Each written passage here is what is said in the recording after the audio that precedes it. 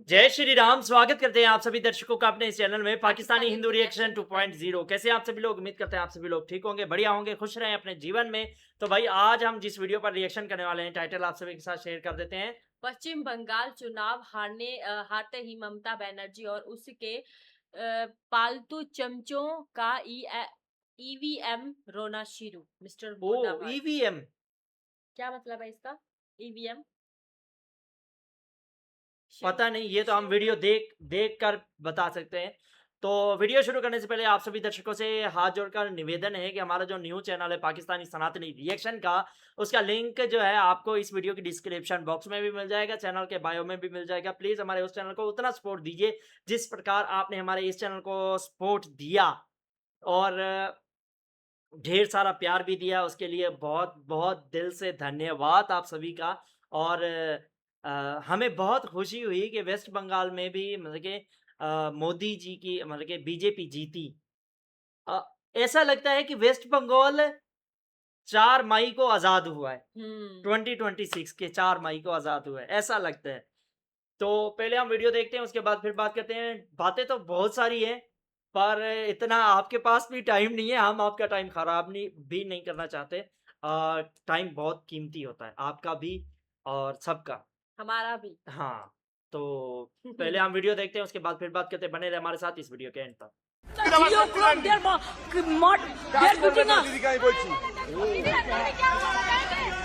हार इतनी बुरी के बोला नहीं जा रहा। वाह मोदी जी वाह। अरे तू कैसा भाई है? इधर तेरे बहना को लोगों ने लात जूता बजा दिया और तू बोल रहा है वाह मोदी जी वाह। वैसे मोटा भाई ने बोला था कि चुनाव जीतने के बाद गुंडों की बजाई जाएगी, लेकिन बीजेपी के कार्यकर्ता तो अति उत्साहित निकले, ममता बानू को ही बजा दिया। चुनाव रिजल्ट तब देखा जाता है जब चुनाव निष्पक्ष होते हैं, और किस तरह से चुनाव आयोग ने और सारी केंद्रीय एजेंसियों ने भाजपा का साथ दिया है। ऐसे में चुनाव का रिजल्ट देखना, इसका कोई मतलब नहीं बनता जब रिजल्ट पहले से पता हो। नहीं मजा आया भाई, जिस प्रकार से दर्द है उस प्रकार महसूस नहीं हो रहा चेहरे पे। थोड़ा जोर जोर से रो, जिससे आवाज बांग्लादेश तक जाए। जो वहाँ भाईजान बैठे हुए हैं उनको भी थोड़ा महसूस हो, उनको भी थोड़ा पसीना आ जाए। दोस्तों इस वीडियो में आपको देखने को मिलेगा ईवीएम पर डंडी रोना, जो पहले से एक्सपेक्टेड था कि ऐसा कुछ होगा।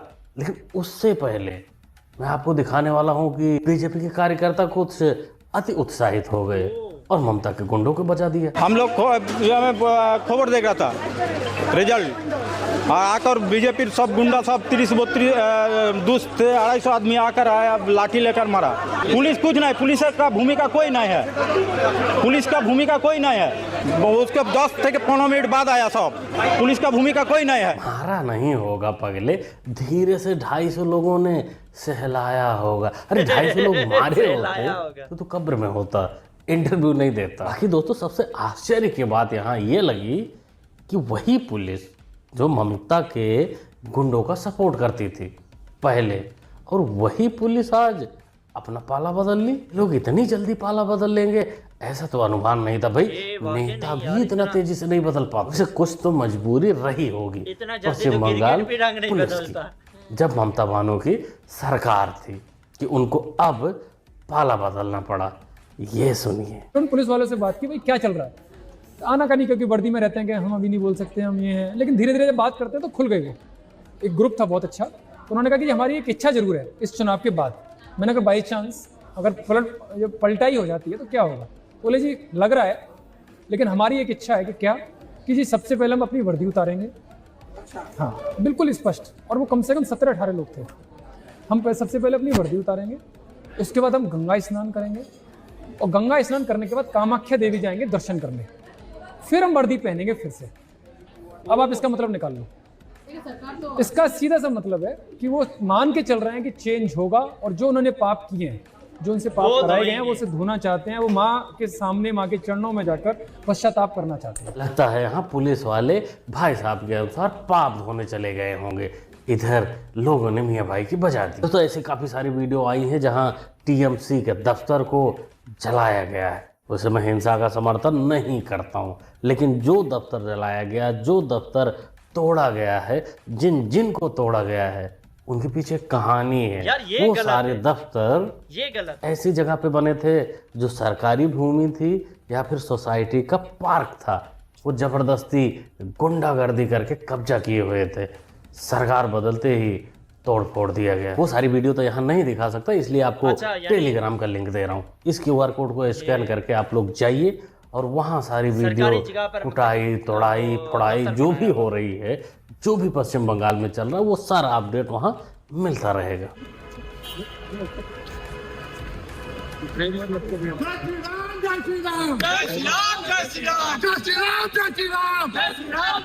चोर कोई चोर, चोर भाई को कौन, चोर कौन, जय श्री राम, जय श्री राम, चोर भाई को कौन, चोर। देखो जी, ये मोहतरमा चुनाव तो नहीं लड़ रही थी, लेकिन चोर के टैग से गुजरना पड़ रहा है, क्योंकि ये ममता बानो की सगी वाली हैं, रिश्तेदार हैं, काजोरी बनर्जी। ये भवानीपुर काउंटिंग सेंटर पर गई थी। अब देखो, वहाँ ममता बानो तो जा नहीं सकती थी क्योंकि वहाँ उनको लात जूते पड़ रहे थे, तो ये गई थी काउंटिंग सेंटर, जहाँ इनकी मुलाकात हो जाती है उत्साहित बीजेपी वर्कर लोगों से। उन्होंने जय श्री राम का नारा लगाया और चोर बोला। अब देखो, चोर का ट्रैक तो चलो ठीक है, बोल सकते हैं, लेकिन जय श्री राम का नारा क्यों बोला गया? क्योंकि इनको याद दिलाना था कि जय श्री राम का नारा तुम्हारे बहना का सामने जब बोला जाता था, जब सरकार थी तुम्हारी, तब वो खदेड़ती थी, मना करती थी, गुस्सा करती थी। लेकिन अब समय बदल चुका है। ये चोर का टैग भी सुन रही हैं, जय श्री राम का नारा भी सुन रही हैं और धीरे धीरे बाहर भी निकल रही हैं।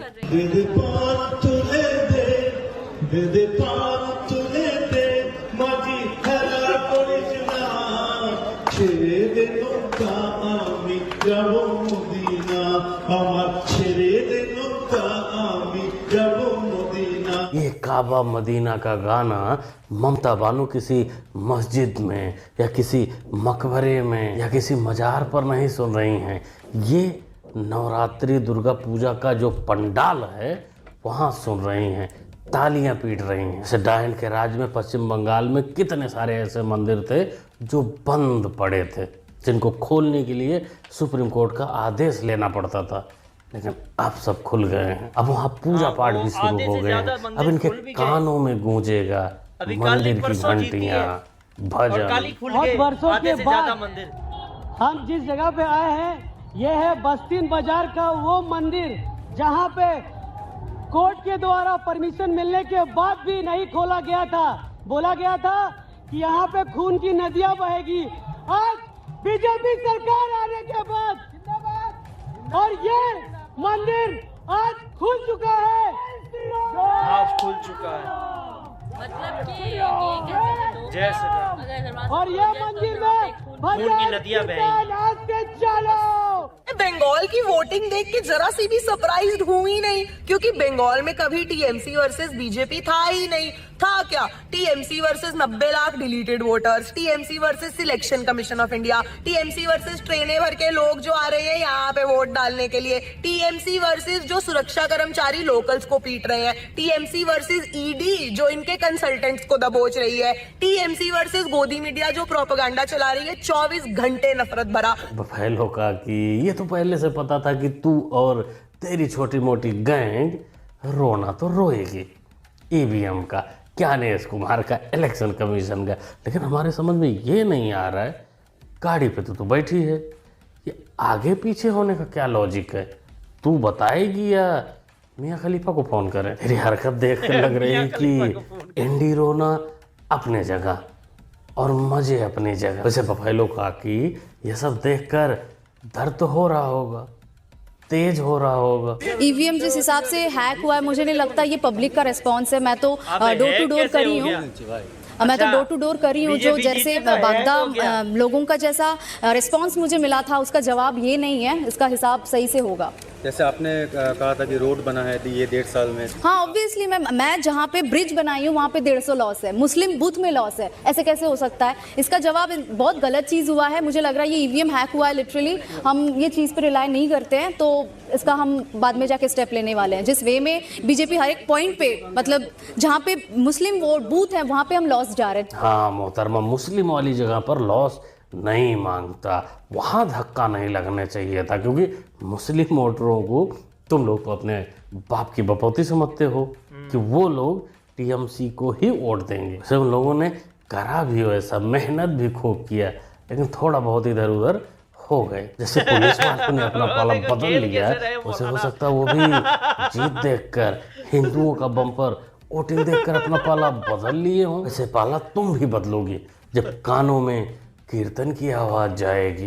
वैसे दोस्तों पश्चिम बंगाल में सबसे बड़ी जीत अगर माना जाए तो वो रत्ना देवनाथ की थी, जो 20,000 ज़्यादा वोटों से जीती हैं। ये वही रत्ना देवनाथ हैं जिनकी बेटी टीएमसी के गुंडों का शिकार हुई थी आरजे कर मेडिकल कॉलेज में। इनको टिकट देना, इनको जिताना, इनको विधायक बनाना एक बहुत बड़ी जिम्मेदारी थी बीजेपी की, जिसमें वो सक्सेसफुल भी हुए। मैंने बोला था कि बंगाल में अगर बीजेपी जीत गई तो दाढ़ी बाल मूछ सब बना के घूमूंगा। नतीजा आने में बस 4 घंटा बाकी है। तैयार रहना भक्तों, मैं छोड़ूंगा नहीं, एक एक करके सबकी लूंगा। पर तेरी कोई नहीं लेगा पिल्ले, क्योंकि बगैर दाढ़ी बाल के तो तू सुअर लगेगा। और सुअर कीचड़ में रहते हैं, अरे गंदे वाले कीचड़ में, तो वहां जाकर तेरा लेना कोई पसंद नहीं करे, इसलिए तुझे माफ करना ही बेहतर रहेगा। और ऊपर से एक आध पैकेट बर्नोल दे दिया जाएगा, जिससे दर्द थोड़ा कम हो। तो आसाम और बंगाल में दिखा मोदी का मैजिक। क्या पश्चिम बंगाल में ममता बनर्जी का जो सुपड़ा साफ हुआ है? मैंने आपको दोस्तों पहले ही बताया था कि बंगाल का एग्जिट पोल ही एग्जैक्ट पोल है। लेकिन दोस्तों आप लोगों ने बताया कि ममता जी जीत रही हैं, असम में कांग्रेस जीत रही है, पंजुटेरी में फलाना जीत रहा है, लेकिन जब तक इस देश में ज्ञानेश कुमार जी, देखो ना, और मैंने एक बार और भी बोला था कि ज्ञानेश कुमार जी को पाकिस्तान का चुनाव आयोग घोषित कर दिया जाए तो पाकिस्तान में भी भाजपा को सरकार बनाने में समय नहीं लगेगा। बहुत बहुत धन्यवाद। बस इतना ही ज्ञान भड़वा बेटा, अरे थोड़ा और बोलता, जलन के लेवल का बोलता। अब तू कह रहा है कि ज्ञानेश कुमार बंगाल में भी सरकार बनवा सकते हैं, तो इस लॉजिक के हिसाब से तो अगर ज्ञानेश कुमार को एक दिन के लिए तेरे घर भेज दिया जाए तो कल को दूसरा तेरा भड़वा भाई आ सकता है जो रोने में तेरे मदद करेगा। एक बार कंफर्म कर ले, एक बार लॉजिक लगा ले, अपने अम्मी जान से पूछ ले कि ज्ञानेश कुमार को भेजें। इन भड़ों को केरलम तमिलनाडु का चुनाव, वहाँ का रिजल्ट इनको नहीं दिखता कि वहाँ इनका बाप जीत गया है, वहाँ ईवीएम सही है, वहाँ ज्ञानेश कुमार सही है, वहाँ सब कुछ सही है। लेकिन पश्चिम बंगाल और असम में इनका इंडी रोना चालू है। मतलब जहाँ जहाँ बीजेपी जीत जाएगी वहाँ वहाँ ये अपने अम्मी जान को लेके ज्ञानेश कुमार के पास पहुंच जाएंगे। कांग्रेस और साथ साथ वाम दलों को मिलती हुई नजर आ रही है। अपने आप में ये एक बहुत ही झटके और धक्के वाली बात है, खासकर उन लोगों के लिए जो अभी भी निष्पक्ष चुनाव में यकीन रखते हैं, जो ये समझते हैं कि लोकतंत्र के लिए बेहद अहम है कि जो आम नागरिक है वो जहां वोट डाल रहा है उसका वोट वहीं गिना जाए। खासकर जिस तरह से हमने देखा है न सिर्फ कि पिछले कुछ दिनों में बल्कि पूरे साल भर के दौरान लगातार हम देख रहे हैं कि जो राष्ट्रीय यानी सेंट्रल एजेंसीज हैं, केंद्रीय एजेंसीज, उनका दबदबा रहा है। और हाल के दिनों में चुनाव के वक्त तो हमने देखा कि इसमें सेंट्रल सिक्योरिटी फोर्सेस तक का जुड़ाव देखा गया कि वे खास पॉलिटिकल पार्टी को फेवर करते हुए नजर आए। बिरयानी मैडम सबका तो समझ सकते हैं, लेकिन तुम्हारी रात कैसे गुजरी होगी बड़ा अफसोस हो रहा है। अब तुमको कितने झटके लगे होंगे, कितने धक्के लगे होंगे, भाई तुम ही जान सकती हो। आगे की जानकारी अगले वीडियो में तुम्हारी कि जलन कहाँ तक फैली है, कितना बड़ा हो गया है। अगली वीडियो में मिलेंगे तुम्हारे आका रवीजा भौजी के साथ। और इस वीडियो को यहीं ख़त्म करते हैं। क्या बोलते हो दोस्तों, क्या कहना चाहते हो पश्चिम बंगाल चुनाव पर? क्या आपको लगता था कि यार पश्चिम बंगाल के चुनाव ने वाकई में सबको हैरान करके रख दिया? अच्छा, सबकी मतलब कि उनकी सोच नजरें सबकी जो है ना पाकिस्तान में काफी लोग ऐसे हैं जो पश्चिम बंगाल के चुनाव पे बना के नजर टिकाए हुए थे कि कौन जीतेगा इस बार मतलब के भारतीय जनता पार्टी जो है वो अखाड़े में अपना कदम रख चुकी है और इस बार जो लग ही रही थी ना कि बीजेपी ही जीतेगी। इस बंगाल में जो है बीजेपी की सरकार नहीं थी। हाँ, नहीं पिछले थी, तो जैसे 5 साल 21 के इलेक्शन में जो है ना वो 2 सीटें जीती थी। क्योंकि अब तो पूरी दुनिया को पता चल गया है कि जब से मतलब बीजेपी आई है, मोदी जी आए हैं भारत में, हाँ। तो काफी भारत को आगे लेकर गए हैं। और हाँ। पाकिस्तान को भी पता है कि मोदी जी जो है वो काफी अच्छा काम कर रहे हैं, तो बंगाल में जो है वो मोदी जी की सरकार नहीं थी, तो इसीलिए सबकी नजर उस पे थी कि बंगाल के लोग जो है वो बीजेपी को पसंद करते हैं या नहीं। अब हाँ। जो वोट हो रहे हैं उसमें क्या होगा, कौन जीतेगी। लेकिन एक चीज गलत हुई, बीजेपी जीती वो दिल से खुशी है लेकिन वहां पर तोड़फोड़ नहीं होनी चाहिए। वो हाँ, तोड़फोड़ मतलब क्यों हुई थी कि बीजेपी जीती है इसीलिए। बीजेपी जीती है, उन्होंने मतलब कि टीएमसी के मतलब कि जहाँ भी वो बने हुए थे ना दफ्तर वगैरह, वोट काउंटर। हाँ ऑफिस वगैरह वहां पर जाके तोड़ फोड़ की, तो ये मतलब गलत कि ये चीज है। गलत चीज है। हाँ, खुशी होनी चाहिए, आप मतलब कि ढोल बजाओ यार, पटाखे बजाओ, वो अलग चीज है, ठीक है, खुशी मन में होनी चाहिए, लेकिन कहीं पर जाके तोड़ फोड़ करो ये अच्छी वो बात नहीं खुशी है। भी तोड़ की। हाँ। ये क्या हुआ। हाँ। वैसे अक्सर हम भारत में देखते हैं कि लोग जो है तोड़ फोड़ ज्यादा करते हैं। तोड़ फोड़ हर जगह होती है, लेकिन वहां पर यानी यहाँ पर भी ऐसा होता है, वहां पर तोड़ फोड़ होती है, यहाँ पर बंदों को ही उड़ा देते हैं, चलो भाई फिर मिलेंगे। मतलब उड़ा देते हैं, मतलब गोलियां मार देते हैं सीधा। यानी इलेक्शन से पहले ही ऐसा काम शुरू हो जाता है, यानी ये चीज गलत है यार, इसके खिलाफ मैं भी हूँ, लेकिन जो भी है ये सबसे बढ़िया काम हुआ है। अभी 2 दिन पहले ही मतलब कि बीजेपी जीती है और आधे से ज्यादा मंदिरों के एक द्वार खोले जा चुके हैं। कोई किसी को 10 साल हो गए हैं, किसी को 15 साल हो गए, किसी को 20 साल हो गए हैं, मंदिरों के दरवाजे बंद हो गए हैं। कमाल है। और मतलब कि वीडियो ये सुनने में आ रही है कि वो जो उस मंदिर के साथ रहने वाले घर थे ना, वो कहते थे हमें घंटियों की आवाज आ रही है, उसकी वजह से मंदिर बंद कर दिया। अब देखो, तो मतलब कि वो यार मंदिर में हम जाते हैं, प्रणाम करने जाते हैं, कोई भी धार्मिक स्थल हो, मतलब कि वो पवित्र स्थल होता है, वहां जाके यार मन की फीलिंग ही चेंज होता है, या हर चीज मन की हालत ही परिंदे भी तो हो चेंज हो सकते जाती हैं है। मंदिर में। क्या? परिंदे भी तो हो सकते हैं मंदिर में, तो वो घंटियां लगी होगी शायद, वो घंटी के ऊपर बैठते होंगे परिंदे, तो उससे आता जाता जो घंटी बजाता है उससे उनको दिक्कत थी। मंदिर में हम एंटर होते हैं, घंटी बजाते हैं। अच्छा अच्छा अच्छा। तुम क्या कहती, वहां कोई भूत प्रेत है? नहीं नहीं, मैं ये समझी कि मंदिर जो है ना बंद है, आसपास के लोगों को घंटियों की आवाज आती है, तो वो लोग ये मंदिर सोचते हैं इस कि वजह से बंद हुआ था कि मतलब कि वो उनको घंटियों से दिक्कत थी, आरतियों से दिक्कत थी। मंदिर के अंदर आरती चलती थी, घंटियां बजती थी, तो उनसे उनको दिक्कत थी, इसलिए मंदिर बंद करवा दिया। कमाल है। और अब हम मंदिर सोचते हैं खुलेगा कि तो खून भारत की में जो नदियां भी हिंदू रहते हैं वो अक्लमंद है, हमारे सनातन को आगे तक ले जाने की कोशिश कर रहे हैं, ले जा रहे हैं, ऐसी बात लेकिन नहीं। वो लोग ऐसे क्यों कर रहे हैं। अब वो क्या करें यार, गवर्नमेंट वो मतलब कि इस जो भी उनकी गवर्नमेंट करती है वो उनका सम्मान करती है, उसको मानती है, वो उस हिसाब से चलते हैं, तो लेकिन कानून को अपने हाथ में लेना भी तो अच्छी बात नहीं है ना। लेकिन ये है, अब बीजेपी बंगाल में आएगी तो काफी अच्छा, बंगाल जो है वो डेवलप होगा। हमारे पूरे पाकिस्तान में मतलब कि सिर्फ एक ही मंदिर पर ताला लगा हुआ है, वो है प्रहलाद जी का मंदिर, बाकी किसी मंदिर में ताला नहीं लगा हुआ। अगर कोई जाए तो मतलब खोलेंगे मंदिर। नहीं, वो तो सील है ना, वो गवर्नमेंट की तरफ, उसके अंदर ना किसी को भी अलाउड नहीं है, जो भी जाएगा उसको जुरा। ऐतिहासिक चीजें बनी हुई है वहाँ पे। हाँ, अभी भी वो पिलर है जिसमें से भगवान नरसिम्हा, सच में। हाँ हाँ, वो पिलर वहीं पर ही है, उस मंदिर के अंदर ही है, पर वो मंदिर बिल्कुल ही खंडर हो चुका है, उसकी काफी वीडियोस भी हैं, तो मतलब कि काफी हिंदुओं ने ट्राई भी किया है कि वहां पर मंदिर बनाए, मतलब कि गुहार भी लगाई है, मतलब कि अपील भी की है, एप्लीकेशन भी भेजी है कि हमारे मंदिर को ओपन किया जाए, हम अपने मंदिर में जो है आरती, पर वो जो है ना वहाँ पर दंगे ना हो इसलिए जो है बंद किया हुआ है।